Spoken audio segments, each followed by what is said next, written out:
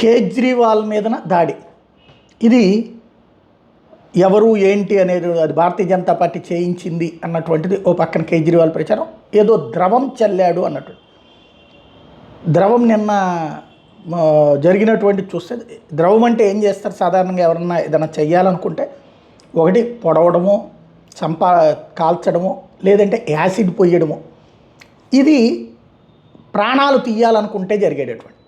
లేదు ఇంకు చల్లడం లాంటివి, రంగు చల్లడం లాంటివి చేస్తారు. అది నిరసన చేసేటటువంటి కొంత ఏది దాన్ని ఏమంటారు, విప్లవ భావజాలాలు ఉన్నటువంటి వాళ్ళు లో రెండు రకాలు. ఒకటి ఆగ్రహించేటటువంటి, అంటే లైక్ నక్సల్స్ భావజాలం ఉన్న వాళ్ళని చంపేయాలనుకుంటారు. లేదు సాఫ్ట్ కమ్యూనిస్ట్ ఐడియాలజికల్ పీపుల్ అయితేనేమో అటాక్ అదే ఈ రంగు వేయటము ఇట్లాంటిది. లేదా కమ్యూనిస్టుల మీద అట్లా నిరసన చెప్పాలనుకున్న వాళ్ళు కూడా అట్లాగే చేస్తారు. కానీ కేజ్రీవాల్ మీద ఏదో ద్రవం చల్లారు. ఇది నెంబర్ 1.